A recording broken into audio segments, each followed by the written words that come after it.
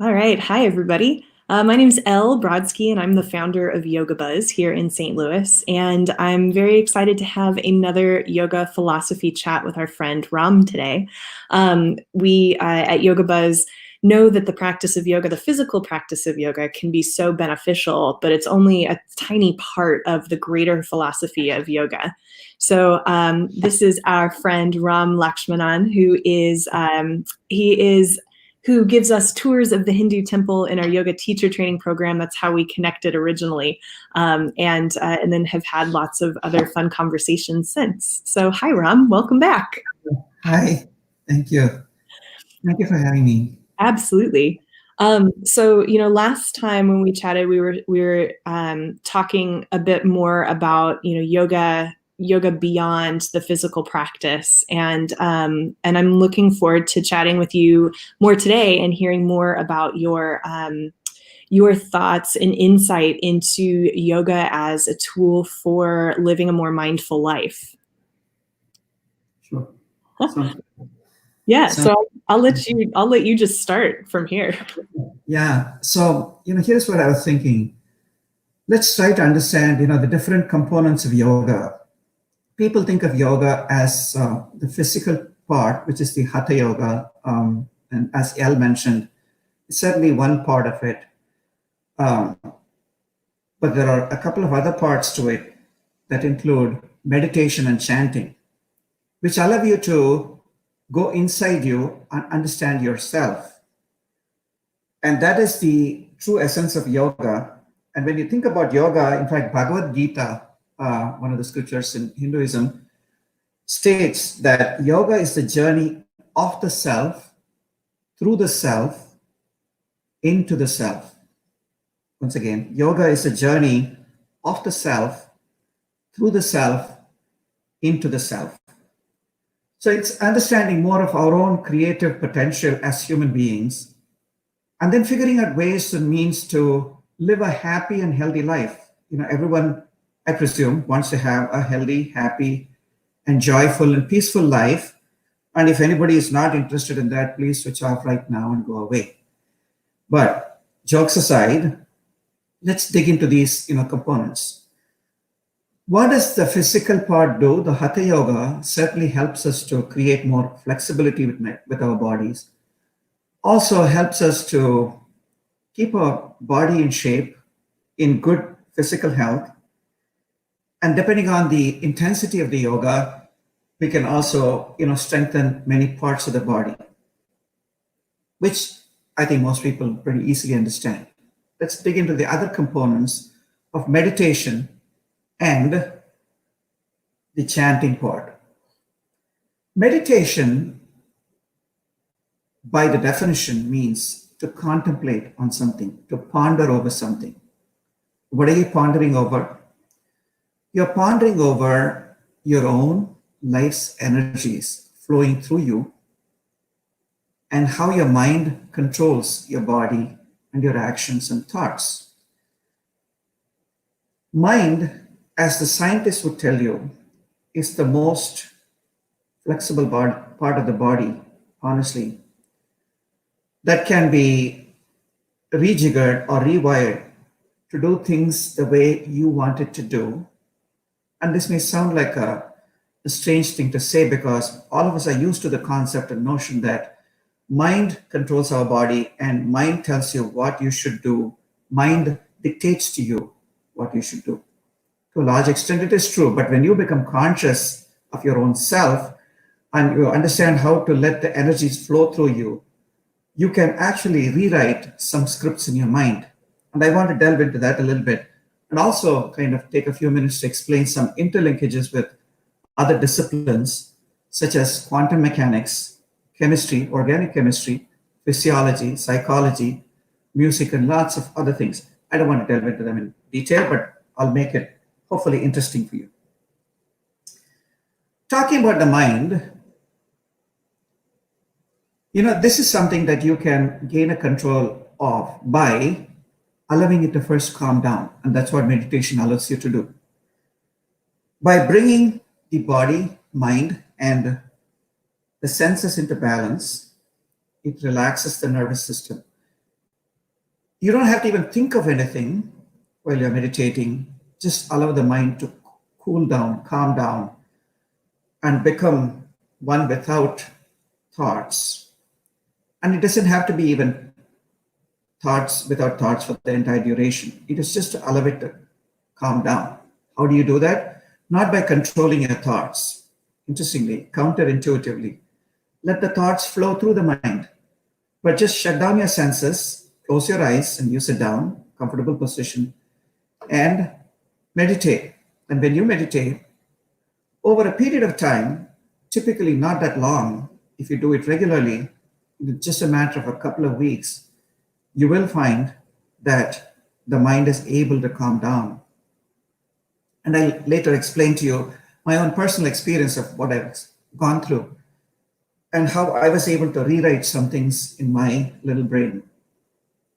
One of the things I think is really interesting when and I always like to say it because it makes me sound smart, is according to recent neuroscience, this is the only thing I know about neuroscience, is that it's not the ability to stay focused on one point unwaveringly for extended periods of time that builds strength and resiliency in the brain. It's when the mind wanders and you catch it and you think and you make the intentional choice to come back to whatever your point of focus is. So it's like, I think of it as, the first time you go for a walk through a forest, it's hard to clear the way, but the more often you make that journey, the easier it'll be to get to the destination. So the more I practice that, like, oops, I'm thinking about pizza, and then I come back to focusing on my breath, the quicker I'm able to make that transition. Exactly. That's the way to do it. So you don't achieve anything in terms of a controlling influence on by restricting it. Mm-hmm. Okay, even with your child, you try to restrict your child from, don't do this, don't do that. That's exactly what they want to do. Immediately. Right? All of us can relate to it. So allow them to just explore, but tell them how to come back to a certain point where you can take stock and refocus. Exactly the point that you mentioned. And connected to that is what neurologists talk about as neuroplasticity, the mind's flexibility to, tune itself based on your conscious thought and command that you give your own mind. Imagine that, commanding your own brain to think in a certain way that you want the brain to think. And that's what meditation allows you to do. And I want to give you actually a scientific basis for this, interestingly, in string theory. String theory is part of physics that deals with, it's part of quantum mechanics. What that means is, these words may sound big, but in simple terms, we know all matter consists of atom, but when you break down the atom, there are subatomic particles in the atom. And neuroscience, the string theory and quantum mechanics deal with these subatomic particles. So, in fact, the science of it says that, let me give you the appropriate description so that I don't say something that's inaccurate. Point particles of matter, in other words, subatomic particles, may be thought of as one-dimensional strings that can oscillate in many ways.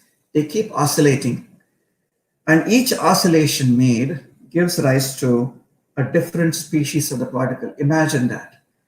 We thought a particle has a certain value, certain property, certain energy, certain mass, and so on. But with the oscillation that goes on, it keeps changing. And this is determined by the string's dynamics, its own dynamics. Interestingly, all this came from an original thought that Einstein was able to propound long ago in 1905, that matter in its essence is energy. And when you look at these unidimensional strings or single dimensional strings of subatomic particles, you're talking about them as mere smears of energy, or a sprinkling of energy. In other words, this relates to what we talked about in our previous chat. We are vibrations, and matter is vibrating energy. But then you may ask the question, but I do see a lot of solids without which I cannot sit on a chair or hold myself to something. My body is solid. Yeah, it looks solid, but it is held together by a certain set of forces. So there's a magnetic force that keeps you together. Sometimes it's an electromagnetic force, and sometimes there's a gravitational pull, and so things come and settle down on a surface. But internally, every matter, every piece of matter that consists of whether it's an organic thing or an inorganic stuff, it consists of vibrating energy. So what that means is by altering that oscillation or by altering that vibrating energy, I can make the matter do what I want the matter to do. In a theoretical sense, how do I practice this? Meditation helps you to get there in terms of how you control your own body, mind, and energy by allowing the energy to flow through in a certain way through your chakras or your energy centers. And then just like with everything else in life, over a long periods of practice, and these long periods may last for several months, several years, for some people, several decades. It all depends on each one's ability to practice this sincerely and in a focused fashion. But as Elle said, focus doesn't mean just holding on to the same thing. It is whenever mind wanders off, your ability to bring it back to where you want this to focus. And so that's the essence of what I'm talking about as vibration and your ability to control through meditation. Chanting is added to meditation as a way of focusing your life energy in a certain way by the use of sound energy. So there is a linkage to music. And for those of you who don't know me, I am a musician myself. I sing and I play the percussion instrument, a South Indian percussion instrument called mridangam. So I can relate to rhythms, I can relate to vibrations of music or frequencies of music. Forget my talent on this point. What I have experienced is when I get into music, when I sing or when I play the instrument, the mridangam, the percussion instrument, what I find is I'm doing yoga. My mind focuses on the frequencies of what I'm supposed to do and how I can enhance the overall experience for myself and for the people who are performing and then to the audience who are listening to us. So when I do that, to me, music is like meditation. Okay. We go through a lot of different, octaves, different notes, different scales, all kinds of things, but our mind is focused on it. And when I'm focused on it, it is very meditative experience. It's a meditative experience that brings me to happiness. Now let me take a few minutes and talk about the linkages to leading a happy, healthy, and peaceful life. When you look at organic chemistry or physiology, or when you talk to the doctors, they will tell you there are at least 4 chemicals that are key to our human happiness and well-being and peace. They induce certain feelings and emotions in us, and some of us have heard about them before. Here are the linkages. We are all aware of endorphins, right? When you work out, when you run, when you do some intensive workout, or when you do yoga, what you're doing is you're releasing endorphins within your body. And this also happens when you laugh. So if you're doing yoga and you're having fun along with your team, actually you're helping a good flow of endorphins. You and I know that endorphins also act as a reliever of pain. When your body accumulates pain, endorphins release and they remove the soreness. That's why people always tell you, oh, I had a good sore. And that good sore is the pain. But the good aspect comes from the release of endorphins that makes you actually enjoy that soreness and the pain. Okay. And endorphins are also released when you listen to comedy shows. And that makes you happy, right? So that's certainly a happiness-inducing chemical or a hormone, if you want to talk about that way. Another chemical, the second one is oxytocin. It's released when we connect to others, when we have relationships with others, when you hug a person, when you shake hands, maybe not today, but when you shake hands, or when you you connect physically and mentally and emotionally with somebody, a lot of oxytocin is released.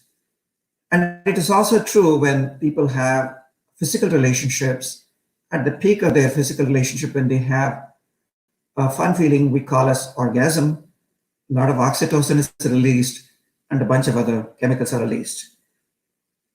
The third one is dopamine. Dopamine is released when we achieve something. What I call as, when we play the edge or when we push the envelope, whatever, euphemism you want to use. When you're trying to push yourself to the maximum of your abilities, how much can I take? How much weights can I lift? How long can I hold on to this pose? How long can I hold my breath? Whatever the challenge you want to set for yourself, and it has to be reasonable, but just at that point of pushing yourself a little bit to get to the next level of competency. When you do that, a lot of dopamine is released. That sense of achievement, the sense of accomplishment. You've seen many times people run half marathons, full marathons, they complete a race and they come out, yay! And you see sportsmen, typically, sports people do this, typically then, after they score a goal or a point. And that's the release of dopamine in their system. And I also understand that when you do retail therapy, when you do shopping, it helps too. Many people may not want to hear that. And that's yoga buzz too, right? Like the feeling after you're done doing yoga, it's like, like the accomplishment, but also the relaxation. Yeah. Exactly. So that's dopamine. And the fourth one is serotonin. Serotonin is released when you act in a way that benefits others, when you give. And people who give always know the power of giving more than the power. There is more happiness in giving than in receiving. And it doesn't have to be giving in terms of any material things, money or food or any articles. When you give of yourself, when you're doing community service, when you're helping somebody, serotonin is released, and that's the reason you feel happy at the end of it. So these four chemicals, endorphins, oxytocin, dopamine, and serotonin, are related to not only happiness and peace in life, but they're also inherent part of many things that you do in yoga. And how you do that is physical yoga, you say endorphins. And when you connect with others and do it in a group, you have oxytocin. When you have teamwork, when you achieve something, when you push yourself and do that extra bit that you couldn't do yesterday, but you could achieve today, releases dopamine. And when you're doing this all in a spirit of service and with a sense of gratitude, that you feel happy, you have serotonin released. I just want to relate one quick story that I read recently.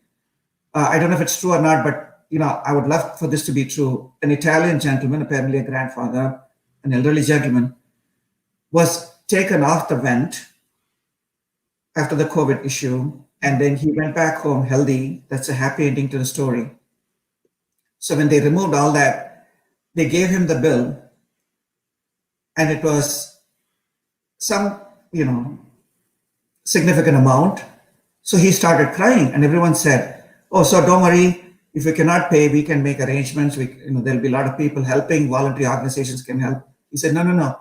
I can pay the bill. That's not the issue. But look at this. For me to stay on the ventilator for just one day, I had to pay whatever it was, let's say 3,000 or 5,000 euros.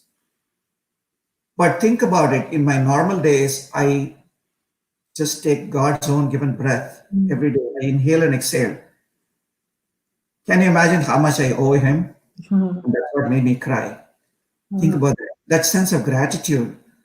When you have that sense of gratitude, that's the only prayer you need to do any day. Just be grateful. Just keep saying, "I'm so thankful for everything that I've got. I'm thankful for this breath that I have got today. Thankful for the food I have. I'm thankful for the people I have. I'm thankful for the friends I have." You know what?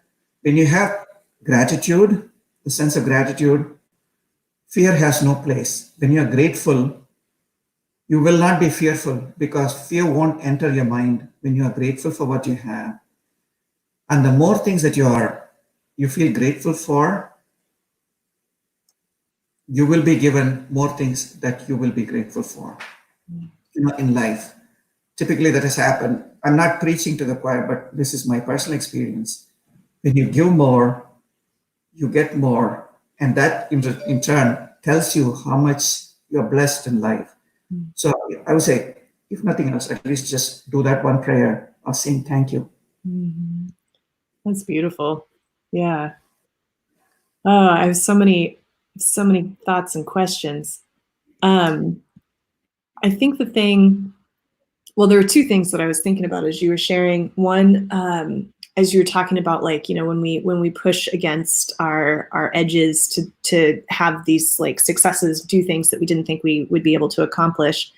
I was thinking about titration, like the idea of you can kind of, as a way to sort of expand our own window of tolerance, is just sort of like going a little deeper in a yoga pose and then edging back out and then going back in a little deeper. Like you can kind of play with your window of tolerance or your edges of comfort by just slowly pushing yourself a little bit more. But then I was thinking of that titration as manifestation of vibration in the activity that we're taking, right? Because vibration is this, and that's basically what titration is as well. But then I was also thinking about with chanting. I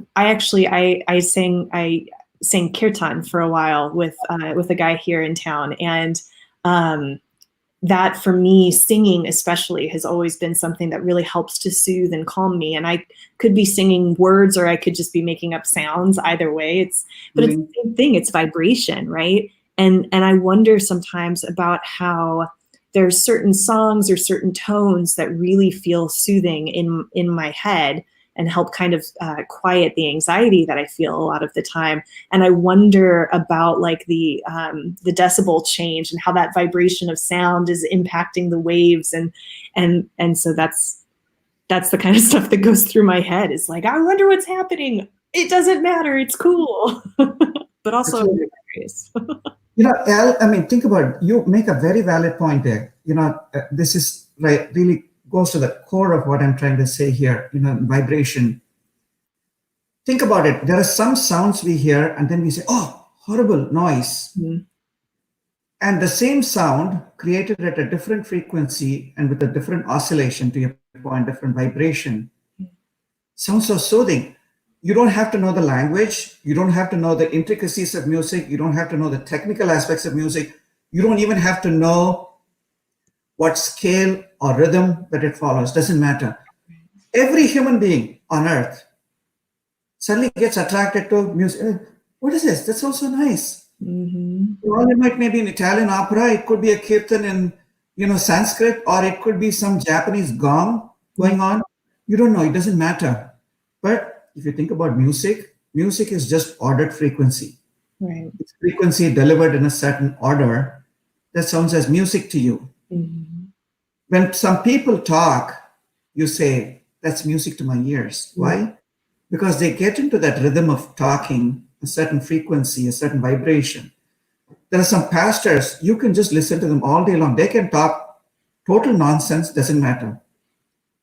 Of course, they don't, but I'm saying they could talk anything they wanted. They could talk about apples and oranges. I can listen to them all day long, just like watching the waves of the sea, again, going in vibrations. Mm-hmm. It's the same thing that you see, but it's so beautiful. It's so soothing. It's so, why? Because there are sound vibrations that we automatically tune into as vibrations ourselves. Well, and it's like even with children, when they start to develop language, like I'm watching it right now with my 1-year-old, is he's clearly picking up on the pattern and rhythm of conversation while not yet having the ability to speak with specific syllables or sounds. But it's amazing to watch because he's clearly communicating with me. I have no idea what he's saying. It's adorable, but I can tell that he's picking up on it, and it's amazing because it's so musical, that exchange. It's beautiful, it's so beautiful, right? Yeah. So when you stretch this theory, to your point, you like to stretch things, right? And to see how can we take this? The stretch the theory of string, okay? The string theory, when you think about every subatomic particle as a unidimensional string or a single dimensional string that keeps oscillating. That goes to the core of prayers. When you do prayers, you remember we talked about it last time when we had a chat. Prayers are nothing but a positive thought emanating from one particular soul in favor of another soul, or maybe a bunch of souls, maybe a whole group of people, maybe a whole community, or maybe the whole nation or the world. You're just communicating a personal thought at a certain vibration, supposed to help somebody else. You're delivering music at a certain vibration to that other soul, and it touches the other soul.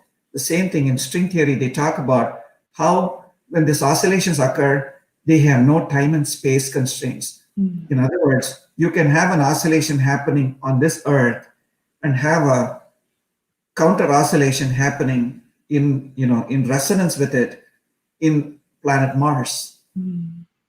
Okay, it is possible. Okay, and so to me, prayer is nothing but sending that particular oscillation or the vibration in favor of another soul, and when done sincerely and with focus, and when your mind is aligned to it, and not when you're thinking about 20 other things, but when you're truly focusing on that person, you visualize that person, which is you take a look at the picture, you can create imagery in your mind or through sound or whatever that makes you remember, and you send it over. It goes to the person. Sometimes you may not know what the person looks like. It may be Elle's mom, for all I care. Elle says, my mom needs your prayers. I just say, Elle's mom, I think of Elle, and then I say her mom, and I deliver a prayer, goes to her. Community prayers add that much more concentration, and that makes that vibration oscillate much stronger, and she gets healed when done with full sincerity and focus. And that all goes back to meditation, honestly.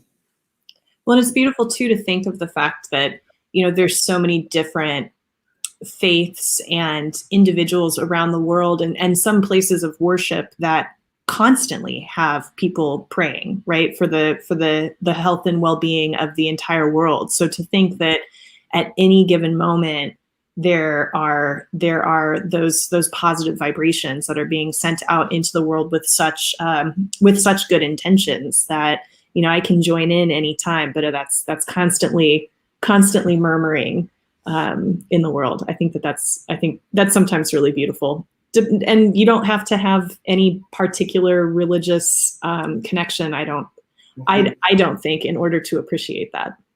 Not at all. Not at all. It is regardless of the faith, and even if you're not a person of faith, but if you just believe in nature, it's fine. Yeah.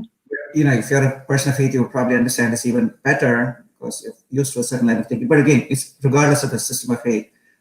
You could do this any place. That's why I said yoga is just technology. It's methodology available to all of humanity.